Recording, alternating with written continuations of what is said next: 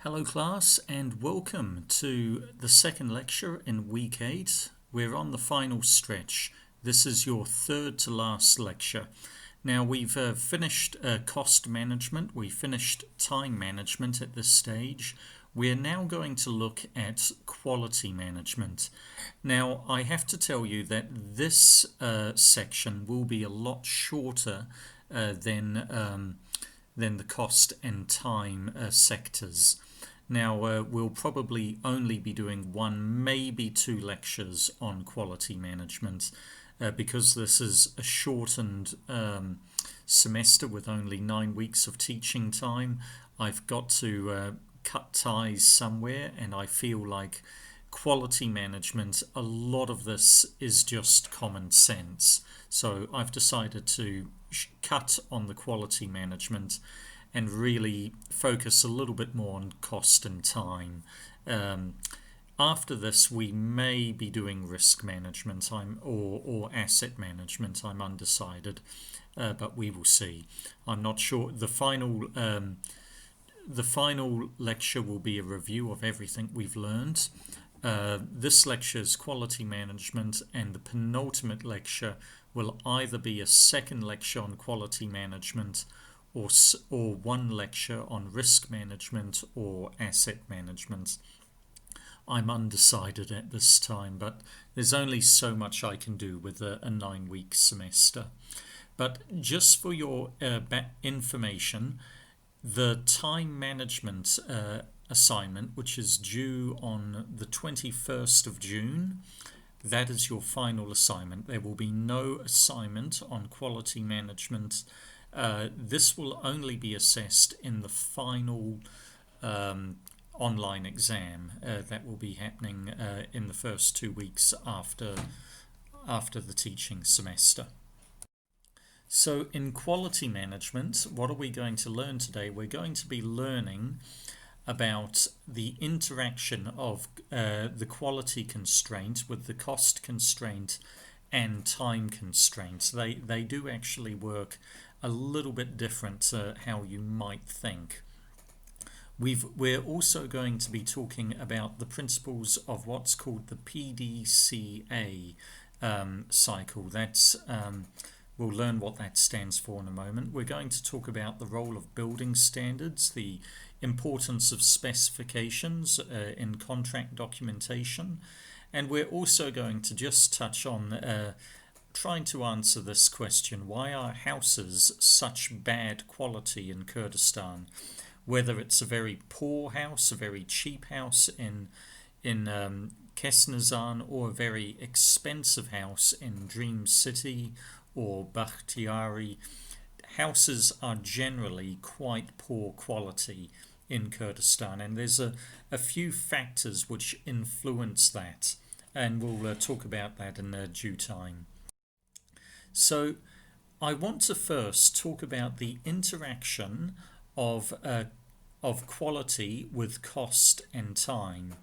Now, most people, as we were talking before, you would think that if something was high cost, it will probably be high quality, and if it was high time, high cost, it will probably be high quality.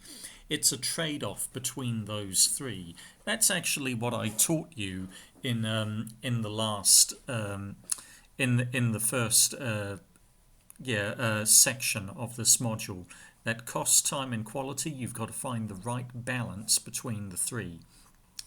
And so you can look at that house in the top left, and you can say, well, obviously that was very high cost, probably a high time too, probably a lot of time was spent on it, and the end result is you have high quality. So the trade-off by having a long time, high cost, is you get high quality. And then you've got the house down below, and you can see that obviously it's a lower quality house, but that probably doesn't matter. Obviously you can tell that the sponsors have driven the scope definition in that direction. They didn't want the highest end house there. They wanted something that was low cost, could be done quickly, and they were willing to accept a lower quality. And that's completely acceptable. What we're talking about there with the bottom left and the top left is what's called standardized quality. It could be high quality or low quality, but basically this standard of quality has been determined by the project scope. You did that way at the start when you were talking about project definition and project initiations, and then they've gone and built the house according to the cost and time and quality constraints that were preset by the scope. That's acceptable. There's not really much I can teach you about that.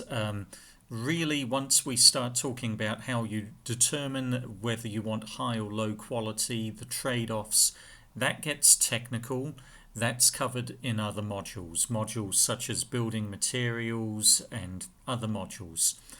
But what I want to talk about today is what's actually called non-standardized quality management. So look at that picture on the right. This is a very expensive house that's been built. It was built at probably very high cost. It probably took a long time to complete, but there is definite signs of low quality. So look at the windows. If you look for any length of time, you will realize, oh my goodness, the contractors or whoever was in charge, they've got the windows round in the wrong order. There should be a large window in the bottom right hand corner, and that small window should be in the bottom left hand corner. Also, look at the doorway, the front door. It's not actually aligned with the pillars, the columns that are holding up the balcony above it. It's actually off center. So even though this house probably was very high cost, very long in the time of the project, it actually has a few elements which are just very low and sloppy quality. If I lived in that house, it would always annoy me every time I went through the front door that the door wasn't aligned with the pillars. It would drive me absolute nuts. And so even though this was high cost, there wasn't a trade-off where you got high quality. And this is what we're talking about here, that we want to talk today about quality management, about the quality which is not influenced by cost or time, non-standardized quality. How can we manage quality so awful atrocities like that house on the right will not happen? So this is another example of non-standardized quality. Many of you know that my favorite sport by a long stretch is not football, it's actually sailing. I don't do a lot of sailing here in Kurdistan, obviously, but whenever I get to an ocean, I love to go sailing. And you may not know this, but the World Cup for sailing it's a championship called the America's Cup. And so basically, different countries will race against one another in these incredibly souped up super machines where they're driven by hydrofoils and various other things. It's completely wind driven. There's no engine on these boats. It's only by the power of the wind that they move, and they move very fast. They travel at around 130 kilometers an hour at top speed. Now, the America's Cup is currently held by New Zealand. That's the New Zealand boat in the top right, and they won the America's Cup against Italy, and that's the Italian boat in the bottom left. Now, the interesting thing is these boats cost a lot of money to build. The New Zealand one cost around 30 million. The Italians actually spent more. They spent around 40 million. But basically, when they raced against one another, they found out that the New Zealand boat was fractionally faster than the Italian boat.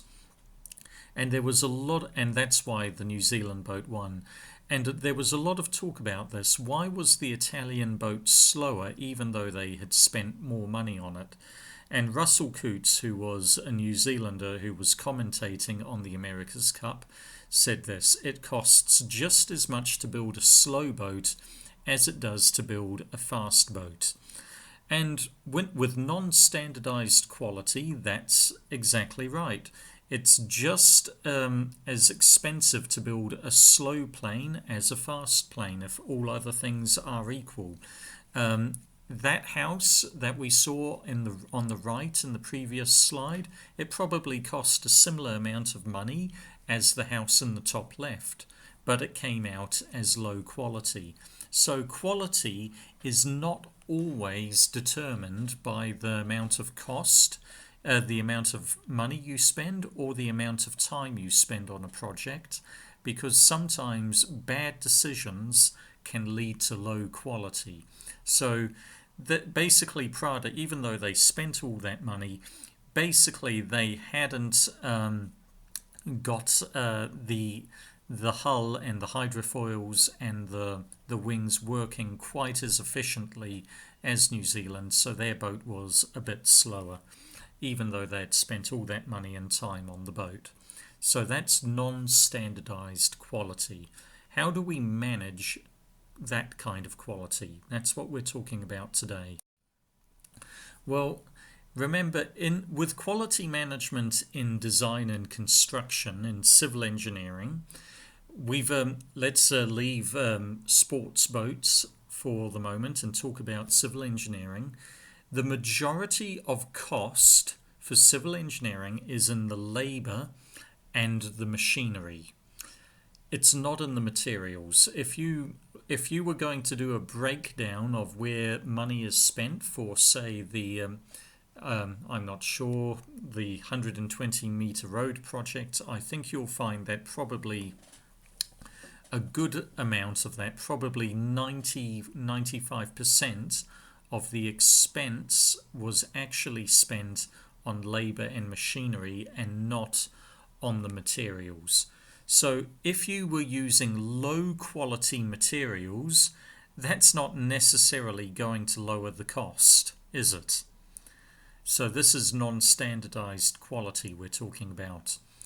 If you're using low quality labor, that's not necessarily going to lower the cost. A bad civil engineer earns about the same amount of money as a good civil engineer. He may not last as long, but that's actually the reality.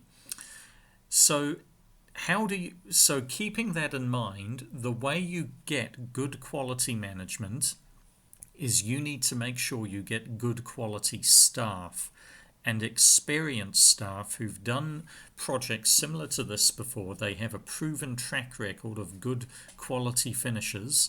That is the best way that you can do quality management. If you don't remember anything else about this class, quality management, just know that quality people produce quality results. So I now want to talk to you about something called total quality management. Basically, through much of the 20th century, early 20th century, the countries in the developed world had gone through a depression, 2 world wars, and also they were really coming through the tail end of the Industrial Revolution. Suddenly people were building ships that were bigger and larger than ever before, faster. Planes became something that weren't just a concept.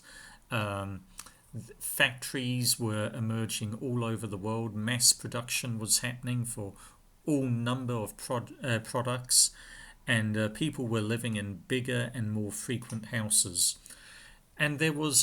And some of these products were being made at good quality, some that were being made at bad quality.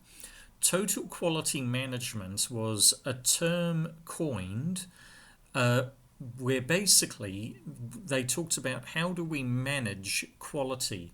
If we're making Coke bottles or cans of Coke in a Coke factory, how do we ensure that all of the cans reach a certain standardized quality that we want, and we're not having to throw away dud cans, and so on and so on.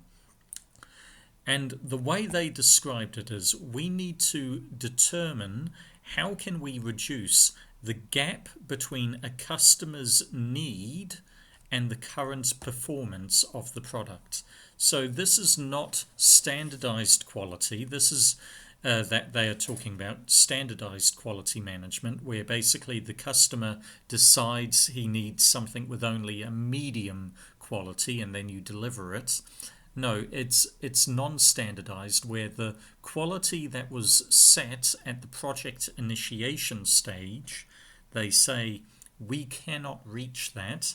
With the current bottle or the current ship does not reach the standard of quality that we require. So total quality management said, how do we reduce that gap between what the end user needs and what the current product is delivering? So it is all centered around something called PDCA. I'll tell you what that stands for in the next slide. But this was basically a process developed by W.E. Deming. He was a quality manager and a sociologist and economist. He was quite a smart man, actually.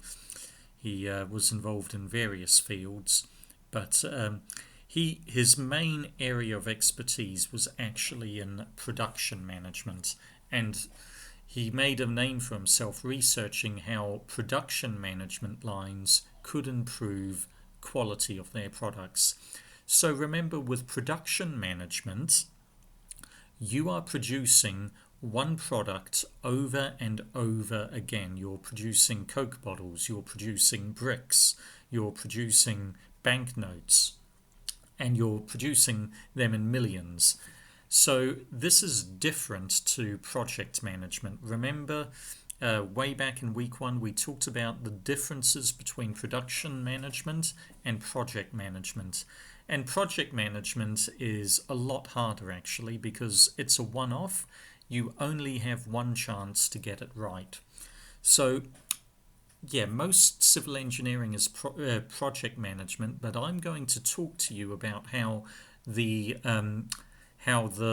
benefits of the PDCA process and total quality management, while they were first used in production management, eventually became to be adopted in civil engineering, project management specifically. So this is the PDCA cycle. The PDCA stands for plan, do, check, and act. And basically, in production management, you are always producing products, and you're always producing them at vast quantities. So the first step will be plan.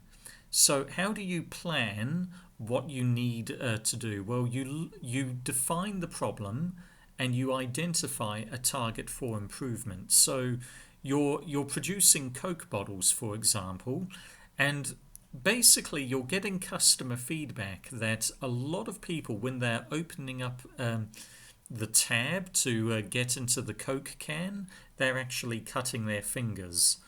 And so you've defined that problem. How can we stop people cutting their fingers on Coke cans? Because eventually people won't buy Coke, they'll buy Pepsi if we don't fix this.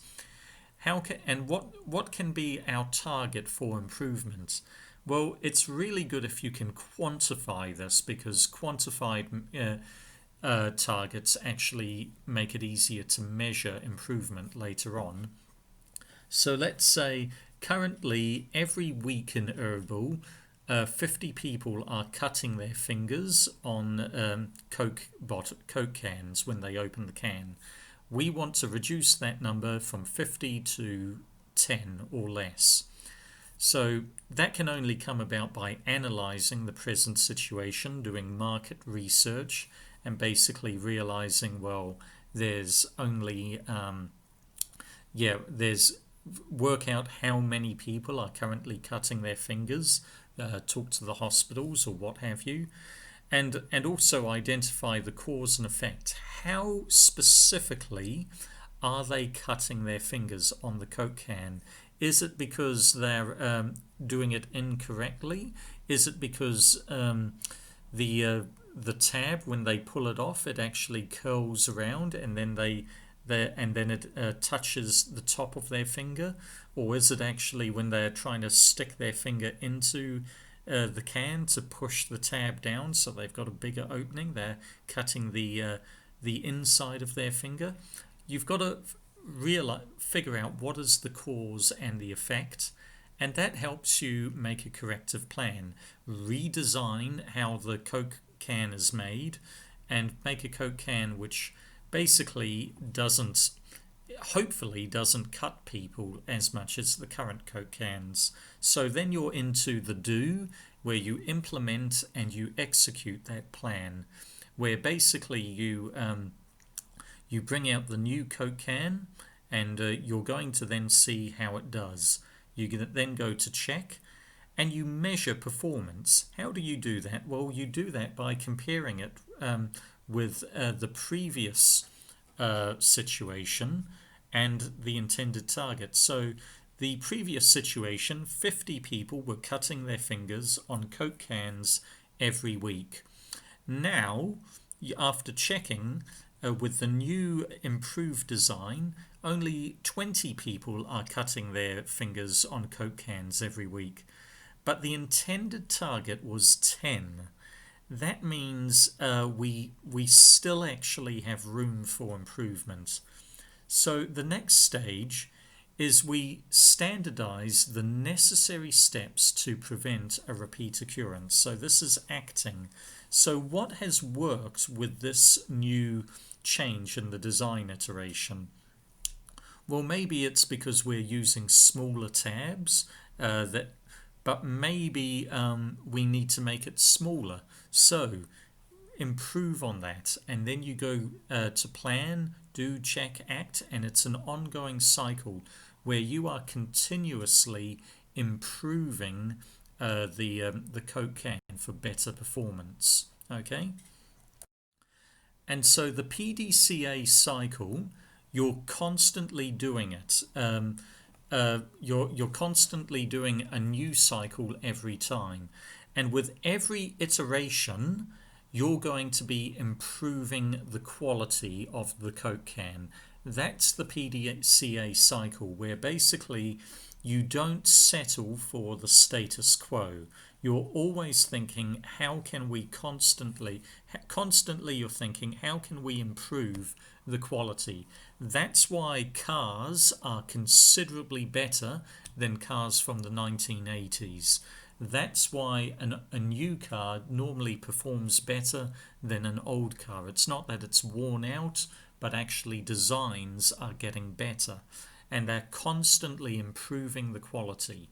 And that's an example of total quality management in production management. But how do we do this in project management? You're saying, I'm not a factory manager. I'm a civil engineer. I'm working on one project where basically I'm trying to build a bridge. How can I do the PDCA cycle when there aren't multiple iterations? This is just a one-off project. Well, that's very important. What you need to do is you need to look at previous projects of a similar type. So remember, with civil engineering, it's all project management, but we have learned to adopt the PDCA cycle into project management. Even though it was first intended as production management, the PDCA cycle, we're turning this into a system where we can use this in project management. So basically, one thing we can do is we can achieve better quality management by having standardized designs.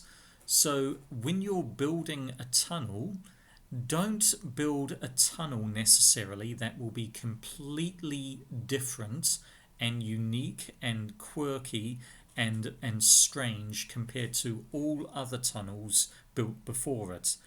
Build it to similar tunnels. And that way, the quality management and the cycle of improvement with previous tunnels will be passed over to your current tunnel. The other thing that the PDCA cycle comes into is building standards. Building standards are not written by the government, they are written by engineers for engineers. How do we come to building standards? Well, basically, it's from the PDCA cycle. We're looking at previous projects of a similar type, and we're basically seeing what works, what doesn't, what leads to a high quality, what doesn't, and we're standardizing them into building standards.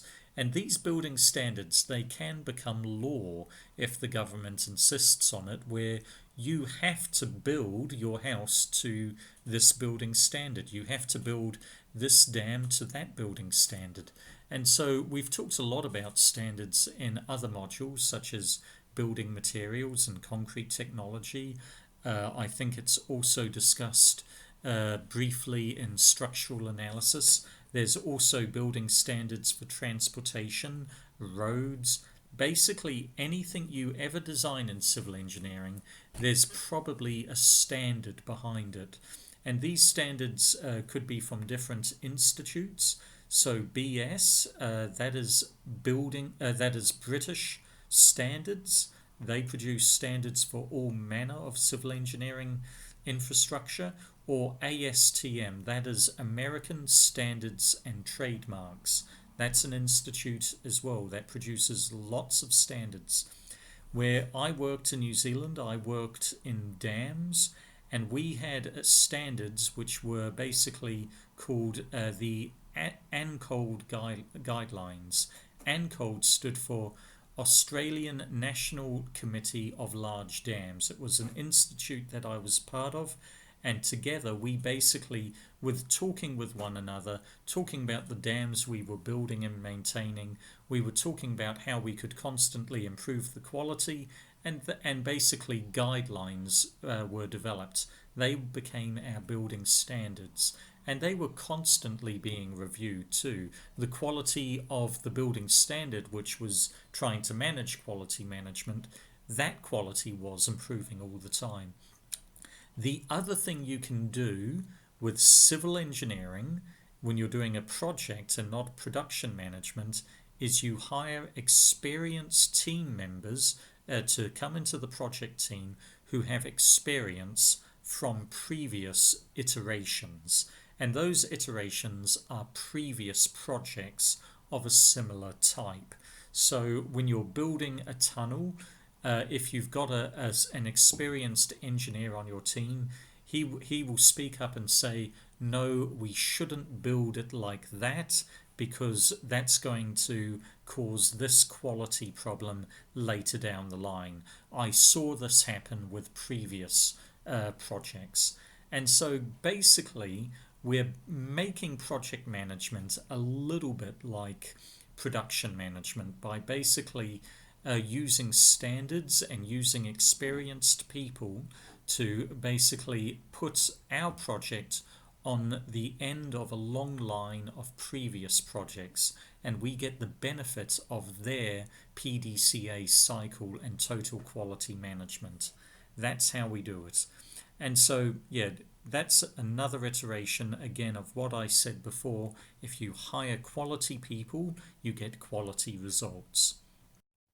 So, have you ever wondered why all the bridges in Erbil are exactly the same? Or very similar anyway.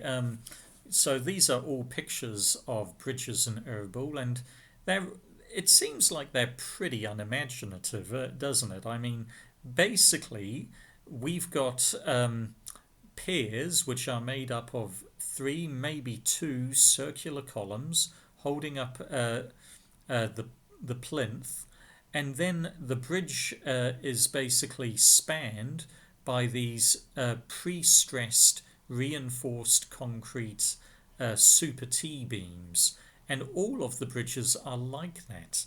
Now, why do they do that? Why do they make all of the bridges the same? Why don't they make the bridges a little bit more interesting and different and unique? Why don't we have suspension bridges and or arch bridges or cable stay bridges? We learnt about these in structural analysis, didn't we? Why don't we use different kinds of bridges? Well, it's because of total quality management and the PDCA cycle. Basically, with the PDCA cycle, every new bridge that is built, if it's built in a similar way to bridges that were built before it, you're going to basically get the benefit of the quality management and the lessons learned from the previous bridges. And if you can hire people who've actually worked on previous bridges, then that's going to help too. Also, standards.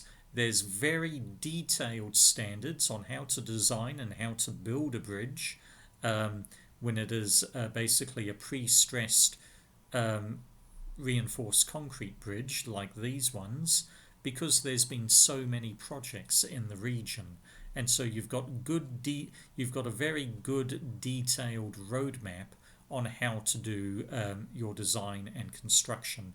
If you did a completely new project, then basically you're not going to have a roadmap to follow. And that creates opportunity for poor quality. And so this is a way of controlling the quality.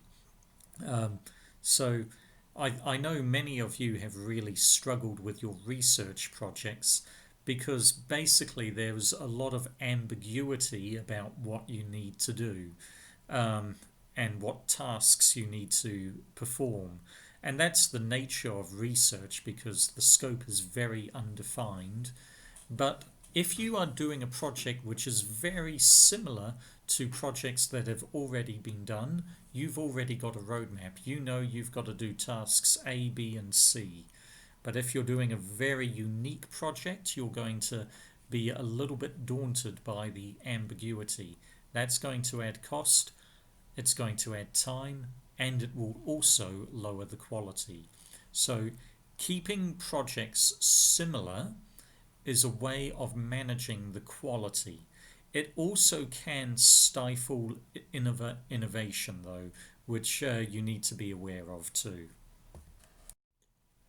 So, how do we bring quality into the construction? Well, that comes down to the specifications. So, the specifications, they are a very important part of a contract document, and it's usually given by the sponsor or the engineer or the consultant, the designer, to the contractor or constructor. And in the specifications, you have all the details and all of the quality standards that need to be met for every little bit of componentry of the infrastructure, and it gives a lot more detail than what can ever be shown in the drawings.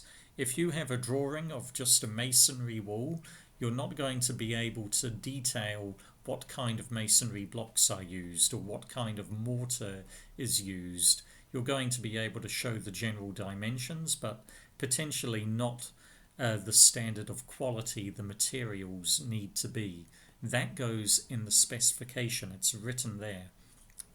Now, specifications can be very long documents because of this, but one way you can shorten them is you make frequent references to the building standards or guidelines.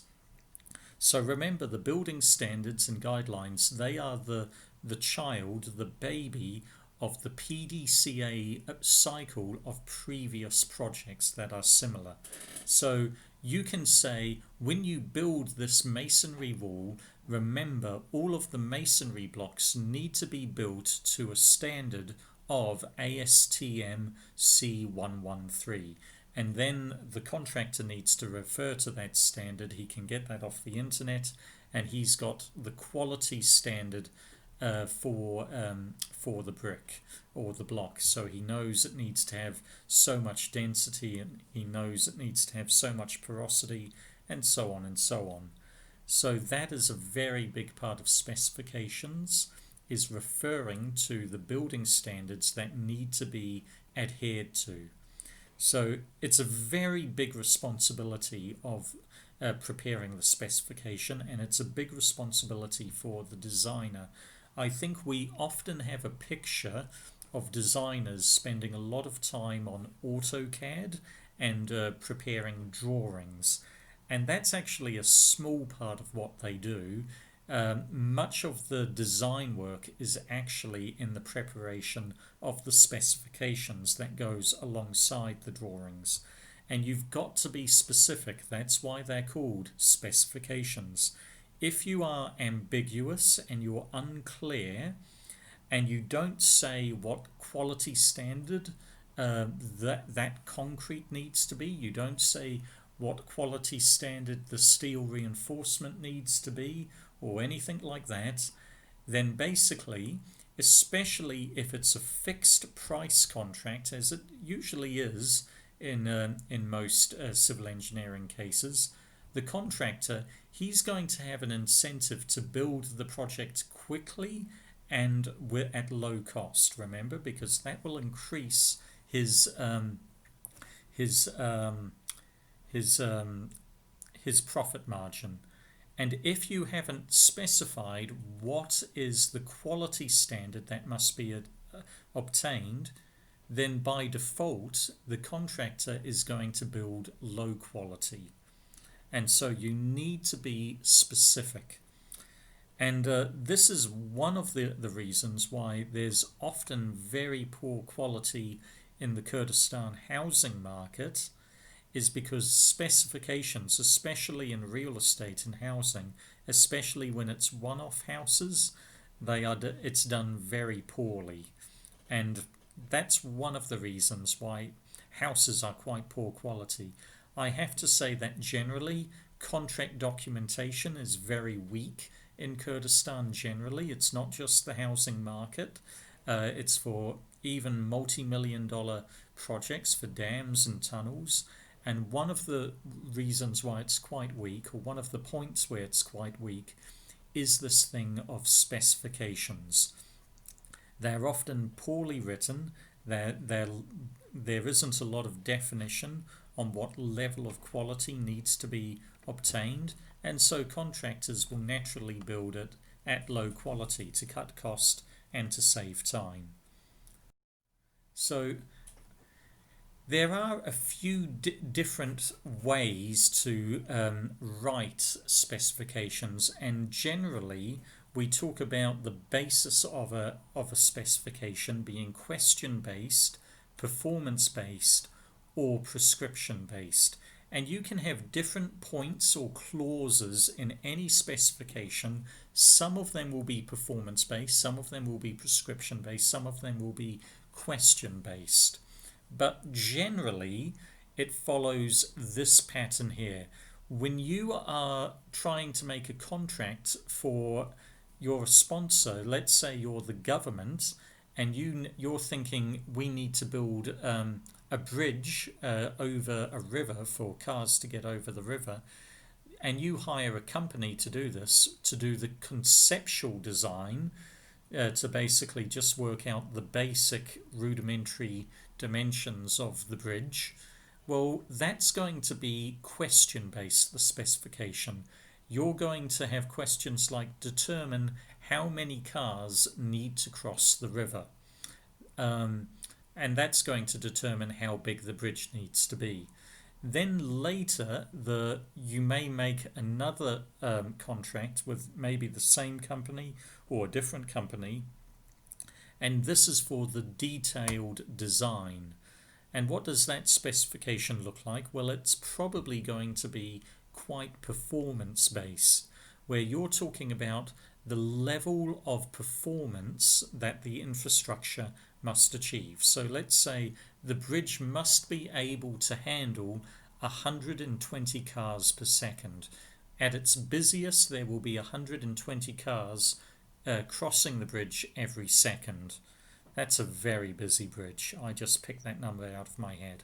But that's the amount of traffic. And so with the detailed design of the bridge, they would then be designing the bridge to be strong enough to have all of those cars on the bridge at any given time. Then the designers will probably be the ones responsible for writing the construction specification. And this will be contracted out, it will probably be tendered out, it'll be in the tender documents, and it will be prescription based. And this is where basically you're usually making a lot of reference to standards. So you might have a clause in the specification that says the asphalt for the wearing course must meet ASTM D946 standards. And so if you read those standards, you will find, well, actually the bitumen that needs to have so much ductility, it needs to have so much penetration, it also must be heated to such a standard when it's mixed. The aggregate has to have this hardness value, it needs to have this grading value, the ratio of aggregate to bitumen must be between this and that, and then when we place it we need to roll it with such a sized roller, and so on and so on. This is called prescription based specifications. And basically what you need to realize is that we go from being question based to being prescribed as we are defining the scope more and more. And so the more defined the scope is, the more specific our specification can be, and the more we can control the quality. So if you do not prescribe and you do not say in the end exactly what needs to be done, then basically the contractors, because all contractors are a little bit bakhil, and I know because I was one, they're all a little bit stingy, is that they're trying to, if it's a fixed price contract, they're trying to lower the cost and speed up the time, because that improves their profit margin. So they will build the infrastructure, the bridge, the road, the building, to the lowest quality that you allow them to in the specification. And if you come to them and you say you can't build it like that, that's too low a quality, they'll say, well, tell us in the specification, because that's what we agreed to. And if you haven't specified it in the specification, they're going to say, well, we can build it at higher quality, but that will be a variation, meaning you have to pay more money now. And this is just something that I've heard a lot of, when basically a contractor is looking at a drawing or a specification, and they'll say, I don't know why Cardo, I don't know why the designer has designed it like that, let's change it to this. Well, there might be very good reasons why Cardo has designed the tunnel or the bridge the way he has. The specification, because it's actually part of the contract documentation, the contractor is legally bound to build the work according to what is given in the specification. So make sure you prescribe it. If it's not prescribed in the specification, the contractor will be eager to change things to make his life easier and to improve his profit margin. So keep that in mind. So certain details that would exist in a construction specification. You've got to have the bill of quantities, so talk about the amount of concrete that needs to go into the foundation, so they don't dig the foundation too shallow and not put enough concrete in. Material specifications. What quality of concrete is needed? There's concrete and there's concrete. There's a big range in quality of concrete. It's a bit like me going to Cardo and saying, "Hey Cardo, here's $20,000. Can you go and buy me a car?" Well, what kind of car is he going to buy? He's probably going to come back with a Kia Pinto and pocket the other, $12,000 or whatever it is. That's probably what he'll do, knowing Cardo. Or maybe I needed to specify, with this money, you need to go get me a Toyota Corolla with these options. It needs to have a sunroof, it needs to have mag wheels, and so on and so on. So also talk about standards that need to be adhered to. The bitumen for the wearing course, that must meet the ASTM design standard C113, for example, who knows. Codes of practice. So these are very similar to standards, but standards are usually referring to final infrastructure elements. Codes of practice are referring to how we can build it. So a code of practice for something such as a high-rise building, you need to know in the code of practice that if you are lifting a mass of 500 kilograms with your crane, the code of practice is that you cannot hold that weight any further than 60 meters from the base of the crane. And so a code of practice will tell you, hey, this building is too big, you can't get all of the masses to the different parts of the project, you need a second crane, for example. Local laws and regulations, you need to state that in the specification. If there is a local law that every worker who's working on a tunnel project must wear a hard hat, you need to put that in the specification, because the contractor will need to price the work according to that. He needs to buy hard hats for everyone. Also, remember what I said, how basically quality, this can often be determined usually by the quality of the people. So contractor qualifications and licenses, that can be specified. So one of the big things in dam engineering is when you're filling the lake, you've first got to have a big review of the dam to make sure it can hold the weight of the water. In that specification, I would write that the chief reviewer must be a chartered dam safety engineer with the Institute of Professional Engineers New Zealand or the Institute of Civil Engineers UK, and he's got to have a class 3 license in dam safety or so on. So basically, if you specify the levels of qualifications, that means the contractor will need to hire people with those qualifications to do that part of the contract. But basically, with a specification, you can't be too specific. The more specific you are, the better the quality, the final outcome usually. So don't leave room for ambiguity. Specifications tend to be quite big documents. The specification for my house that I built in New Zealand, that was a specification of 20 pages that I wrote up.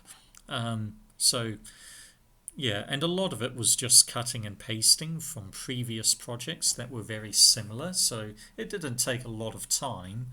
But yeah, for a very large project, a big motorway project, then the specification could be many hundreds of pages long. But don't be afraid of that. A lot of it will be cutting and pasting from previous projects, standards, and guidelines that have been determined from the PDCA cycle of previous projects. So that's how you go about writing a specification. So I now want to talk briefly about why are houses such poor quality in Kurdistan. Now, the truth is most of the houses that we have in Kurdistan are built quite poorly.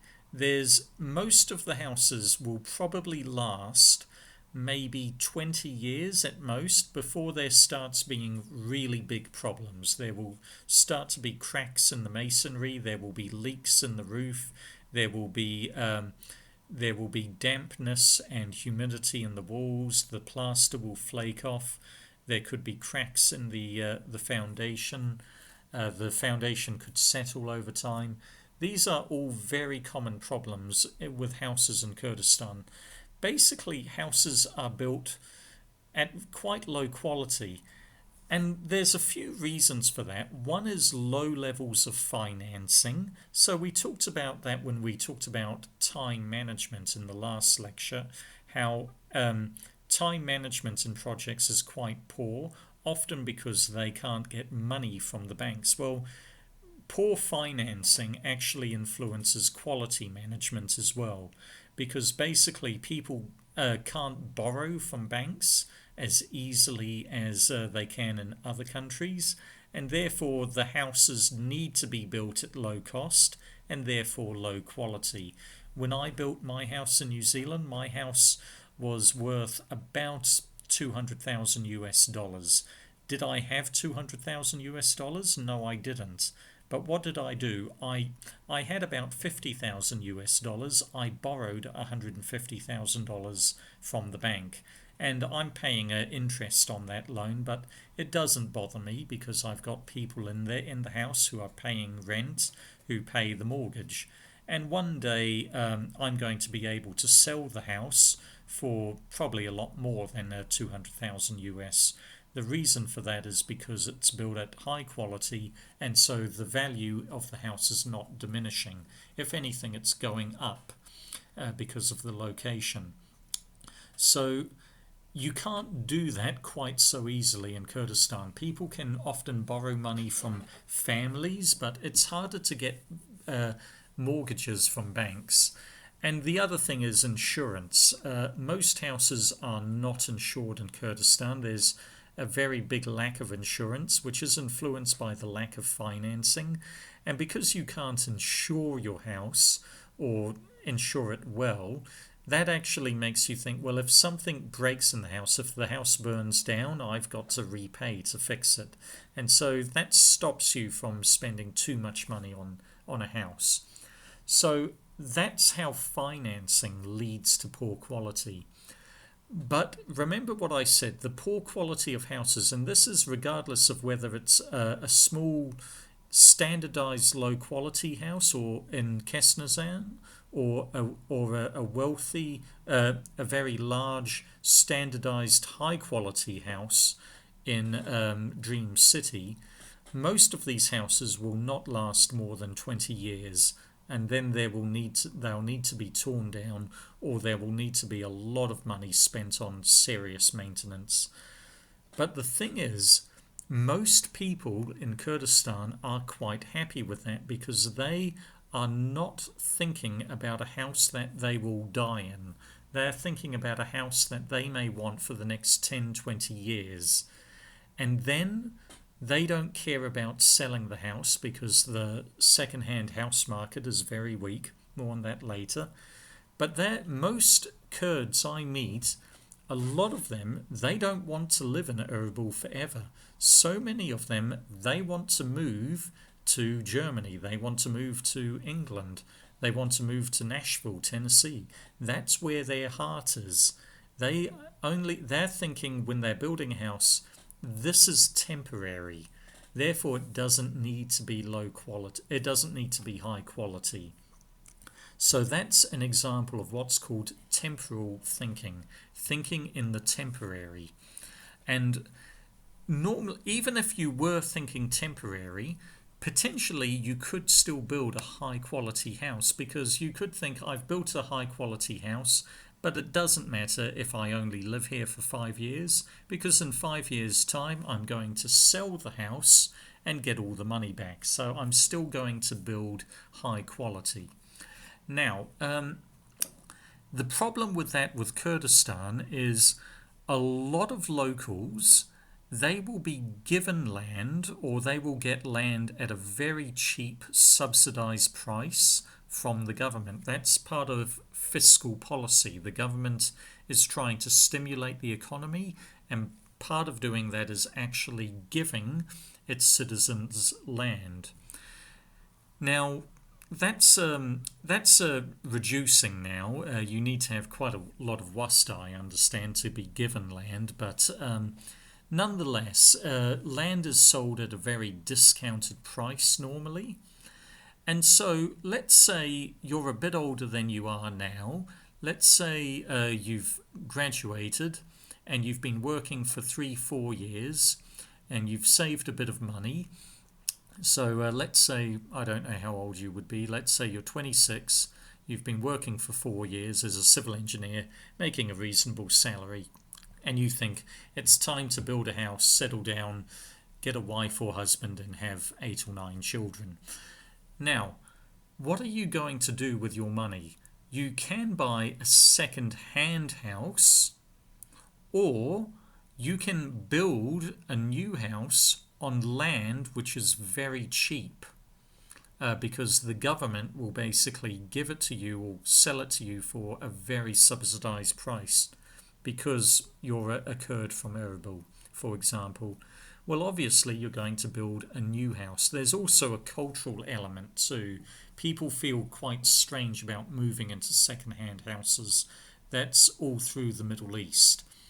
But because of that, because it's very hard to sell a second-hand house, the price of second-hand houses is actually very low.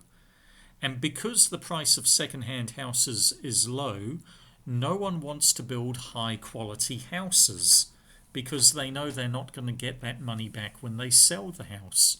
And so they're only thinking about their own personal use. And then because all of the houses are low quality, nobody wants to buy second-hand houses, because there's a culture of second-hand houses being low quality. That makes the second-hand house market even weaker. And so it's a perpetuating cycle. That is one of the key reasons why houses are very poor quality. It's this temporal thinking leading to poor quality, and it cannot compete against building a new house on cheap or even free land that you can get from the government. And so basically no one does it. There is also very poor building regulation compliance. So there is actually very good building standards in Iraq, which Kurdistan works under. Very good building standards. And the issue is you're not putting them and referencing them in the specifications. And so you're not complying to all of the good quality management that has happened in the assessment of buildings through through the decades of recent Iraqi history. And one of the materials which is a great example of this is breeze blocks. So breeze blocks are those concrete blocks that you see all over Erbil that are used for building most houses. Now these blocks are very poor quality. They have very poor insulation. That's why houses are very cold in winter and very hot in summer. It's because of this material here. They also trap moisture, so houses get damp and moldy, especially at the back of the houses where there's no windows. But 90% of houses are built using breeze blocks, and because they're low cost. So there's a flow-on effect of cheap land. I'll talk about that briefly. So in Erbil, the government often gives land to citizens for free or a considerably subsidized price. It's not controlled by the free market. If you remember, we talked about this in engineering economics. Basically, land is a public good that they're trying to privatize. So they're breaking it up into different sections and basically giving it at a very low price to citizens. And then those citizens, once they have it, they can sell the land on to other citizens if they so want. But no one wants to buy houses second hand because it's often better and even cheaper to build a new house on discounted land, because land that the government gives you will be cheaper than if you were buying land on the free market. Therefore, there's very few second-hand houses that will sell, and so that actually there's very low demand, and as demand drops, the price drops. And so with the price being very low, no one wants to build very expensive, high-quality houses. And then, because none of the houses are high quality, very few people want to buy second-hand. They'd rather build new, and therefore it just is perpetuating. Houses stay in a very low quality sense. So I'm not making a comment here about politics. It may well be the right thing the government has done in recent years to basically give land to try and develop Erbil, and Erbil has developed incredibly fast because of policies the government has put in place. It's just incredible that only 30 years ago, Erbil went no further than 60-meter road, and now it's absolutely colossal in comparison to what it was. That's because of very socially positive decisions and policies the government has put in place, socialist policies. But the downside is that as the city has grown quickly, it's also been done at quite low quality. I want to now talk to you about breeze blocks. You know, there's a building standard about breeze blocks. It's from the British Standards 2028, and this is something that they say about these blocks: acceptable for building shelters for farm animals and machinery. But you cannot use breeze blocks for human habitation because there's very poor humidity control and very poor insulation. Well, I find that really depressing that 84% of residential houses in Erbil are built from breeze blocks. I think that is sad, that it would be in most of the developed world you can use breeze blocks for farm animals, but not for humans. That's a little bit depressing, isn't it? But the reason why people use breeze blocks instead of, say, compressed earth blocks or clay oven bricks is that basically cost. You're trying to build things at low cost because you know you only want the house maybe for 10, 20 years, and then you want to sell it and you're not going to get your money back. And so you build it cheaply because it's temporary. So temporal thinking, all of these things, poor quality materials, temporal thinking, financing, they all come together to lead to low quality houses here in Erbil. So this is an example of temporal thinking, and I don't want to blame anyone here, and you'll see why. This is a friend of mine. He's from Mosul. He was an IDP, and he lived in Ain Kawa for about 3-4 years. He went back to Mosul in about 2018. And he was a reasonably wealthy person in Mosul. He lived on a street with very big houses. You can see some of the houses there. They're quite a big size. And naturally, the houses that were really big, Daesh, those were the houses they took over. All of their leaders settled in these houses, and then they got completely destroyed when armies from the south and the Peshmerga came in to try and liberate the city. These houses were completely obliterated.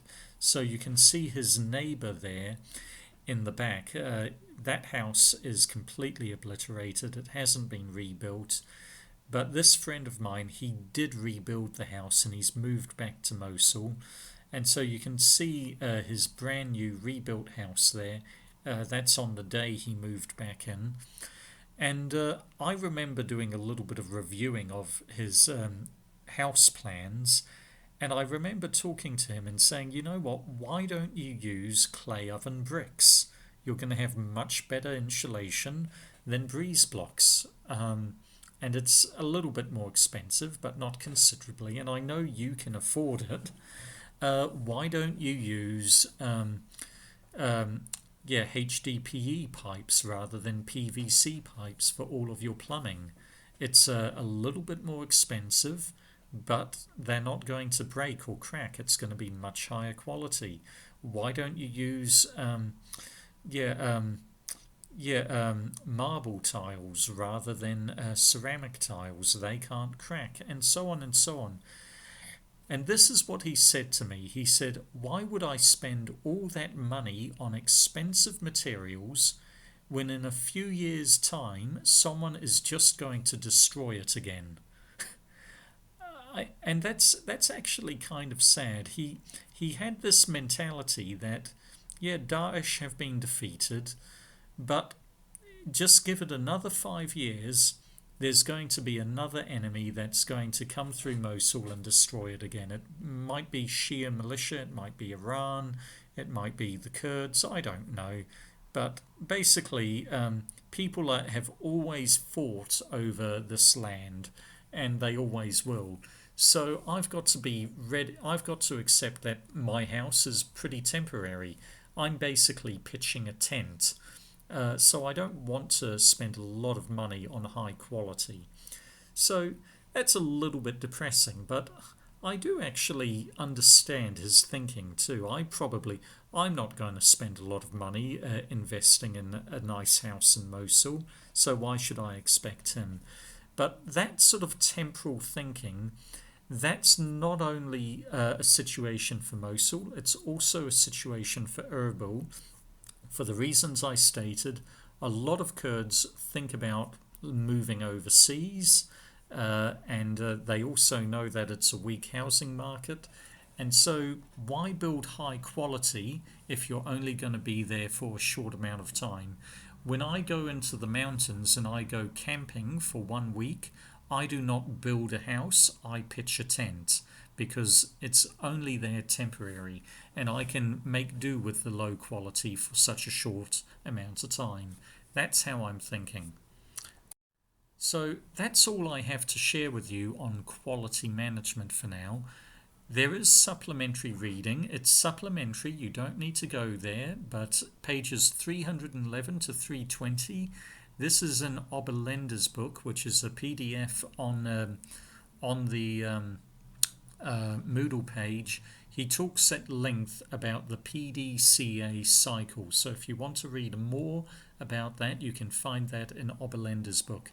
As I said before, there will be no assignment based on quality management, but you will have some quality management questions in the online examination later in about 3-4 weeks' time. So thank you and God bless.